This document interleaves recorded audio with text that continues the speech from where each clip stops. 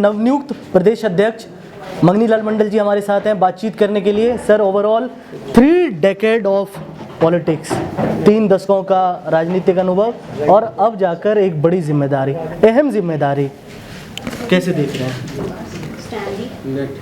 जिम्मेवारी तो ये चुनौती है, बड़ी भारी चुनौती है। इसलिए भी चुनौती है कि काम करने के लिए 2 माह का समय है, लेकिन मानसून जिस तरह से फॉल किया है नॉर्थ इंडिया में, तो ये सबसे बड़ा व्यवधान है। तो 2 महीना में व्यवधान अलग है। अब कितना काम हम लोग कॉन्टैक्ट कर सकेंगे, जन समुदाय के बीच में जा सकेंगे, आम लोगों के बीच में जा सकेंगे, ये तो प्रकृति के प्रकोप पर भी निर्भर करता है। दूसरी बात है कि 2 महीना के बाद चुनाव की जो सामान्य प्रक्रिया है वो औपचारिक प्रक्रिया प्रारंभ हो जाएगी। तो पग पर चुनाव आयोग जो है, निर्वाचन आयोग रोकेगा, परमिशन लो। तो दोनों कारणों से चुनौती है, लेकिन ये है कि जनता में इस बार भावना बहुत अनुकूल है। सरकार के खिलाफ बहुत ज़्यादा जागृत भावना है, और जो भ्रष्टाचार है, बैठ जाओ, भ्रष्टाचार है, अफसरशाही है, पुलिस जुल्म है, अपराध की जो स्थिति है, इस सब मामले में जनता ऊब चुकी है सरकार से। और नीतीश कुमार की जो व्यक्तिगत स्थिति है उसके बारे में भी प्रचार हो रहा है। लोग दिख रहा है, टीवी पर देखा है पिछले दिनों कि प्रधानमंत्री कई बार आए हैं तो पाँव दबाने लगे, उनका पाँव छूने लगे। ये तो टीवी पर लाइव टेलीकास्ट हुआ है। अभी देखा गया है कि राष्ट्रीय गान के समय में एक अनावश्यक विवाद पैदा हो गया। अनावश्यक विवाद इसलिए पैदा हो गया कि चीफ मिनिस्टर को लोग मानते हैं, राष्ट्रपति को मानते हैं, प्रधानमंत्री को मानते हैं कि राष्ट्रगान का सबसे ज़्यादा लोग अनुकरण उन्हीं से करेगा। ये सम्मान कैसे होता है, लेकिन मुख्यमंत्री खड़े हो गए, हाथ चमकाने लगे, और उनका जो वरिष्ठ अफसर है जिसका नाम नहीं लेना चाहते हैं, उनके निजी स्टाफ भी IAS अफसर है, वो तुरंत हाथ पर गिरा दिया। तो ये मानसिक स्थिति का द्योतक है जो उनकी मानसिक स्थिति कितनी सही है कितनी नहीं है। शासन उनके हाथ में नहीं है, शासन कुछ लोगों के द्वारा चलाया जा रहा है, समूह के द्वारा। तो जो आम जनता है उनकी भावना आहत हुई है। ये वोट हमारा लेता है, प्रभाव किसी दूसरे का है, सरकार कोई दूसरा चलाता है। तो ये 20 वर्षों में जनता ने नीतीश कुमार को समझ लिया है कि आदमी गरीबों का नहीं है, अति पिछड़ों का नहीं है, जिसको सबसे ज़्यादा ठगा है, धोखा दिया, छल किया उसके साथ। कि तो ये सारी बातें मास में चली गई है। अंचल का कार्यालय, प्रखंड का कार्यालय, थाना के कार्यालय लूट का अड्डा बन गया है। थाना में जो बलात्कार होता है बालिकाओं के साथ, महिलाओं के साथ, तो उसका 3 पिटीशन पड़ा रहता है और FIR नहीं होता है। सर, 1996 से आप एक्टिव पॉलिटिक्स में रहे, 2019 में आपने जदयू का हाथ थाम लिया था, तो ऐसा क्या हुआ कि फिर आप राजद में आए और अब अहम जिम्मेदारी, चुनाव के वक्त ये बड़ी जिम्मेदारी मिलनी? आपको मेरे बारे में ठीक से जानकारी नहीं है, गलत जानकारी है। 1996 में तो मैं मिनिस्टर था। हाँ। मैं राजनीति में हूँ विद्यार्थी जीवन से, और मैं समाजवादी आंदोलन में 64-65 से हूँ। लालू यादव हम दोनों एक्टिविस्ट थे समाजवादी यूनियन सभा के। नीतीश तो बहुत जूनियर है हम दोनों आदमी से, और इसको को मिला करके तो 60 वर्ष हो जाता है हमको। 76 वर्ष मेरी उम्र है। तो मैं समाजवादी युवजन सभा में रहा हूँ, स्टूडेंट मूवमेंट में रहा हूँ, यूथ मूवमेंट में रहा हूँ, और युवा अवस्था में मैं तिहाड़ जेल हो, गुजरात का भूज जेल हो, धनबाद का जेल हो, बोकारो का विस्थापित का मामला हो, मैं महीनों जेल रहा हूँ। राष्ट्रीय जेलों में, सारे देश में घूम करके कई दर्जन बार जेल जा चुके हैं। तो हमारा 96 से कहाँ पॉलिटिकल लाइफ है, हमारा पूरा विद्यार्थी जीवन से है। तो इसीलिए इतने दिनों में अनुभव है। लालू जी भी कल के नहीं हैं, दोनों आदमी हम, वो लीडर भी हमारे हैं लेकिन हमारा साथी भी हैं, सहयोगी रहे एक दूसरे के हम लोग। तो इसीलिए अनुभव तो है।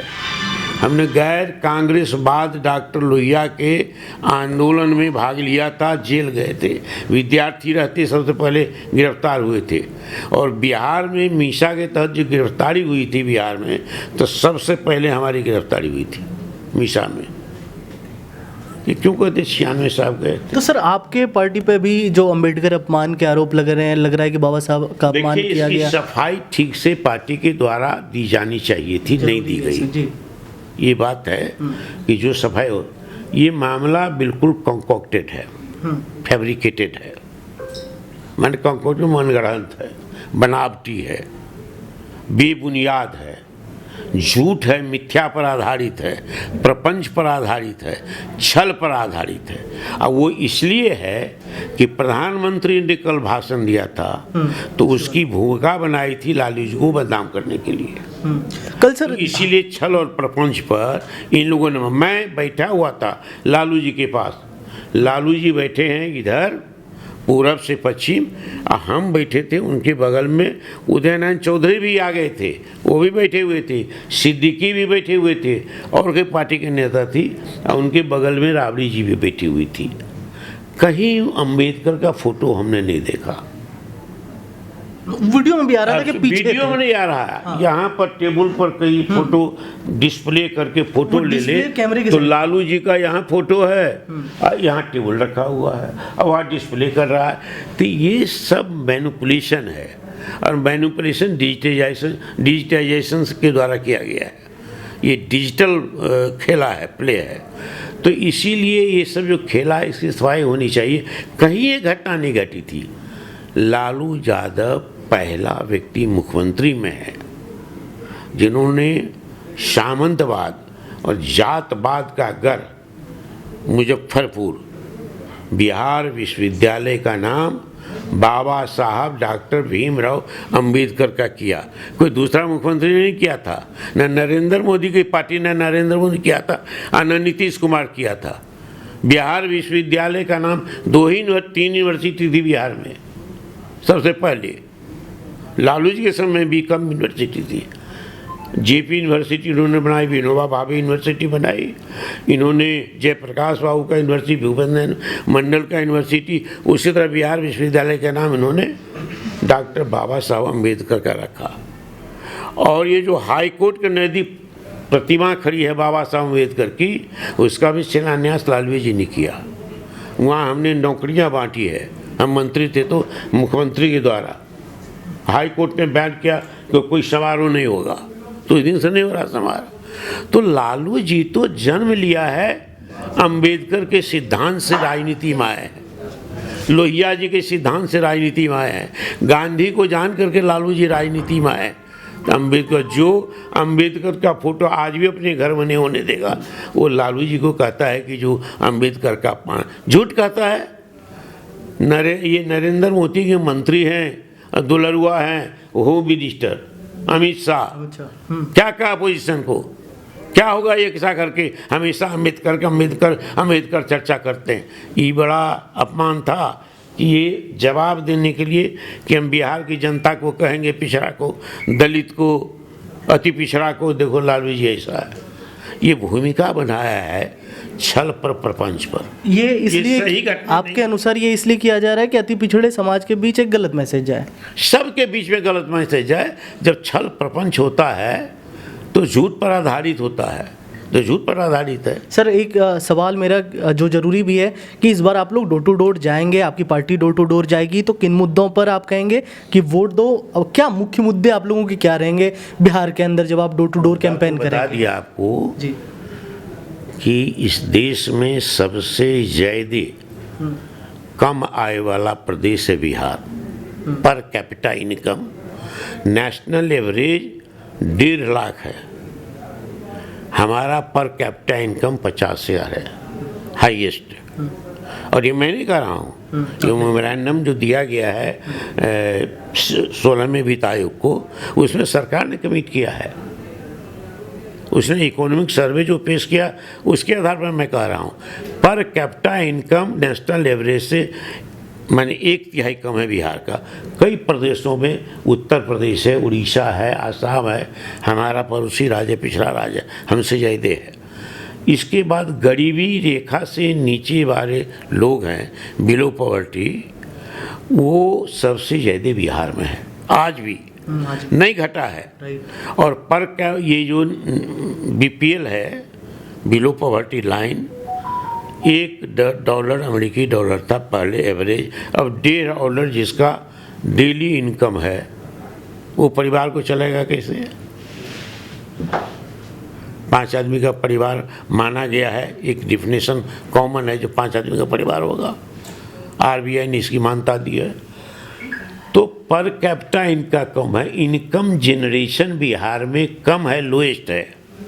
नीतीश कुमार कहते हैं कि हम 11% हमारा विकास दर है, सारे देश से ज़्यादा है।